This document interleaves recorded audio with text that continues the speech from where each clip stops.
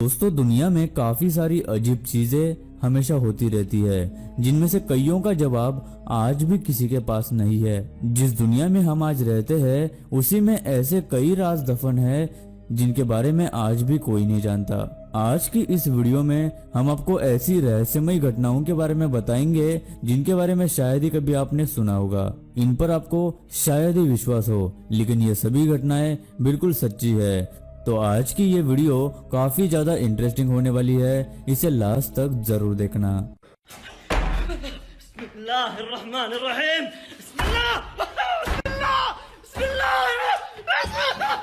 Kuldhara village Rajasthan के एक शहर जैसलमेर से 20 किलोमीटर दूर ये गांव इतिहास का सबसे रहस्यमय गांव माना जाता है। 200 साल पहले इस गांव में काफी लोग रहा करते थे, लेकिन अचानक एक रात इस गांव के रहने वाले सब के सब लोग कहीं गायब हो गए और एक रात में ही ये पूरा गांव खाली हो गया। और इस गांव के लोग कहाँ गए, इस बारे में किसी को कुछ भी नहीं पता चला।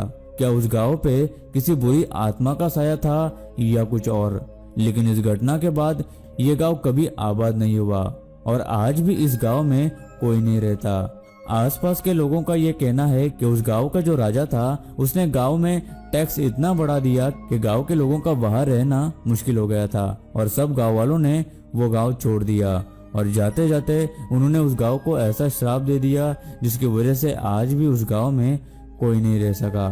साथ ही कुलधरा के लोग वहां से निकलकर कहाँ गए, इस बारे में किसी को आज भी नहीं पता। प्रहलाद जानी।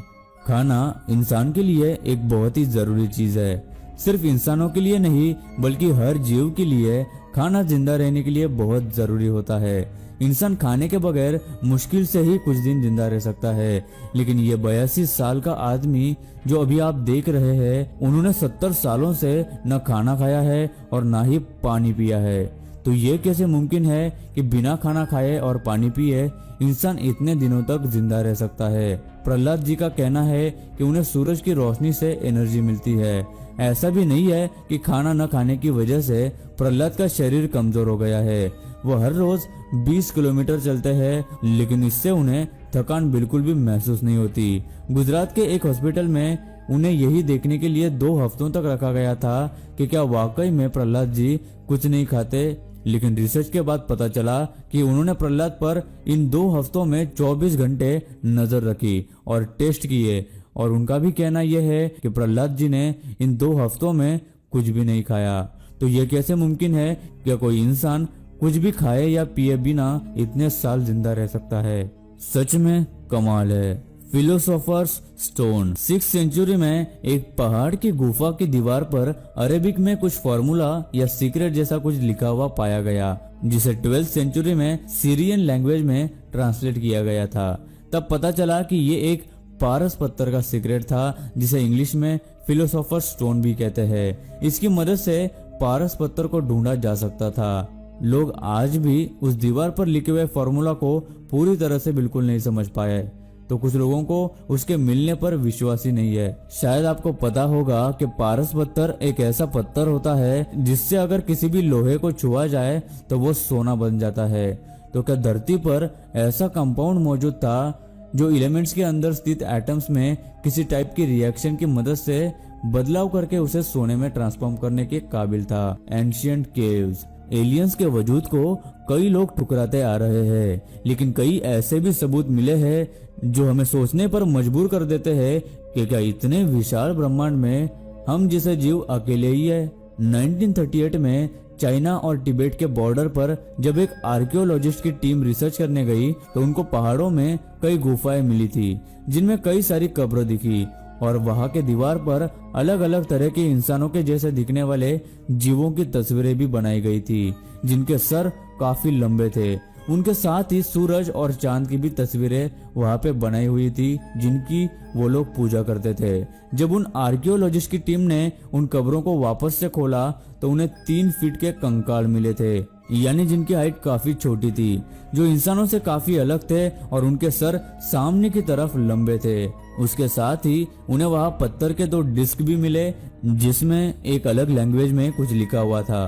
कई सालों की मेहनत के बाद आर्कियोलॉजिस्ट उस लैंग्वेज को समझ पाए। उन डिस्क पे लिखा हुआ था कि वो एक दूसरी दुनिया के लोग हैं जिनका स्पेसक्राफ्ट वहां पे क्रैश हुआ था और वो उसे ठीक नहीं कर सके, इसलिए वो वही पृथ्वी पर रहने लगे थे और यहाँ के वातावरण के हिसाब से उन्होंने खुद को वहां पे ढाल दिया था। कुछ लोगों का कहना है कि वहां के कबीले के लोगों ने जब उनको वहां पे देखा होगा तो शायद उन्हें मारकर वहां पे गाड़ दिया होगा। तो क्या वो सच में एलियंस थे जो पृथ्वी पर रहना चाहते थे? इस बात का रहस्य आज भी राज है। और दोस्तों अब आता है मैन फ्रॉम द फ्यूचर। 2003 में न्यूयॉर्क पुलिस ने एंड्रयू कार्सन नाम के एक व्यक्ति को धोखाधड़ी और फ्रॉड के केस में गिरफ्तार किया था। पुलिस का मानना था कि एंड्रयू गैर कानूनी तरीके से शेयर मार्केट से पैसे कमा रहा था। एंड्रयू ने सिर्फ $800 से शेयर मार्केट में इन्वेस्ट करना शुरू कर दिया था और सिर्फ 2 हफ्तों में ही $35 करोड़ कमा लिए थे।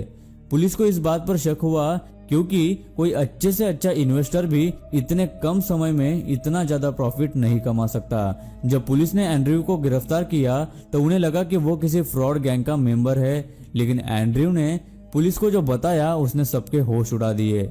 एंड्रयू ने पुलिस को बताया कि वो भविष्य के साल 2256 से आया है। उसने कहा कि उसने शेयर मार्केट की हिस्ट्री में पढ़ा था कि इस साल में शेयर्स काफी ऊपर नीचे होंगे और एंड्रयू इसी बात का फायदा उठाना चाहता था। एंड्रयू ने साथ ही में कुछ ऐसे शेयर्स भी खरीदे जिसमें उसे नुकसान भी होने वाला था ताकि देखने पर किसी को उस पर शक नहीं हो, लेकिन एंड्रयू इस बात को छुपा नहीं सका। इस बात को सुनकर पुलिस वाले उसे पागल समझने लगे। एंड्रयू ने पुलिस वालों से कहा कि अगर वो उसे छोड़ देते हैं तो वो पुलिस वालों को ओसामा बिन लादेन कहाँ छुपा है वो बता देगा और एड्स का इलाज भी उन्हें बता देगा। लेकिन पुलिस वालों को उसकी बात बेतुकी लगी और उन्होंने उसे अरेस्ट कर लिया।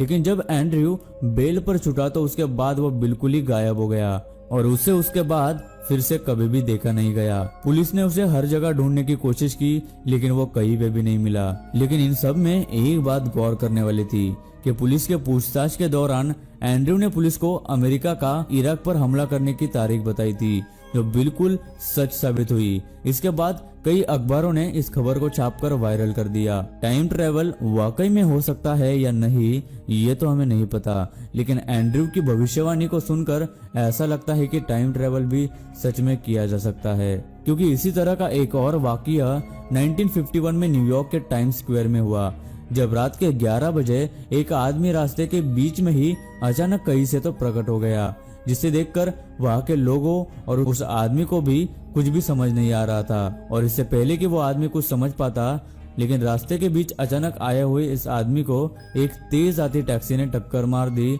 जिसकी वजह से उसकी मौत हो गई। जब पुलिस ने उस आदमी के बॉडी की तलाशी ली तो उन्होंने देखा कि उस आदमी ने 18वीं सदी के कपड़े पहने थे और उसके पास पुराने जमाने के पैसे भी पाए गए थे, जिन्हें देखकर वो बिल्कुल भी पुराने नहीं लग रहे थे और ऐसा लग रहा था जैसे ये आदमी उन पैसों को हर रोज इस्तेमाल करता था। इसके साथ ही उस आदमी के पास एक बिजनेस कार्ड और एक पुरानी चिट्ठी मिली जिस पर 1876 का स्टैंप लगा हुआ था और उस कार्ड पर रुडोल्फ फेंट्स और एक जगह 5th एवेन्यू का नाम लिखा हुआ था। तहकीकात करने वाले पुलिस ऑफिसर जब उस कार्ड पर लिखे एड्रेस पर गए तो वहां कोई भी रुडोल्फ फेंट्स नाम के आदमी को नहीं जानता था।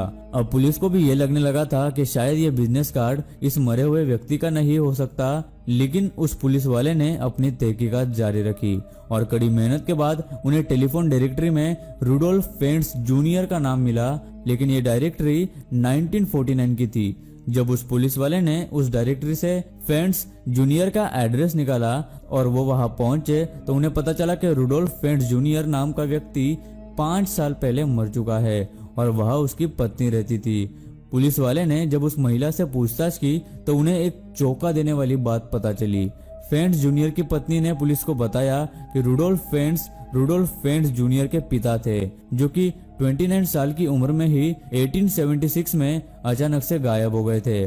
जिसके बाद जब उस पुलिस ने 1876 की मिसिंग कंप्लेंट की लिस्ट चेक की तो उन्हें पता चला कि वो महिला बिल्कुल सच बोल रही थी और उस मिसिंग लिस्ट में रुडोल्फ फेंट्स नाम का एक इंसान का नाम था। और जैसा उस महिला ने बताया, उनका हुलिया भी उस मरे हुए इंसान से बिल्कुल मेल खा रहा था। इस इन्वेस्टिगेशन से जो रिपोर्ट सामने आई वो सीधे सीधे टाइम ट्रेवल की तरफ इशारा कर रही थी, जिसमें किसी तरह रुडोल्फ फेंट्स टाइम ट्रेवल करके अचानक फ्यूचर में आ गए थे।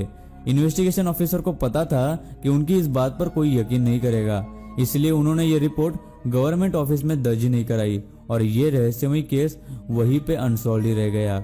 ये बात सच है, ये इससे भी पता चलता है कि जब 1876 में रुडोल्फ फेंट्स नाम का इंसान गायब हुआ था, तब भी कंप्लेंट रजिस्टर की गई थी और पुलिस की इस कंप्लेंट लिस्ट में भी उनका नाम दर्ज था। और 1951 में भी जब अचानक एक इंसान रास्ते पर प्रकट होकर उसकी मौत हो गई, ऐसे भी न्यूज अखबार में छपी हुई अभी भी आप देख सकते हैं। तो गाइज, आज की इस वीडियो में बस इतना ही। आपको वीडियो कैसी लगी हमें नीचे कमेंट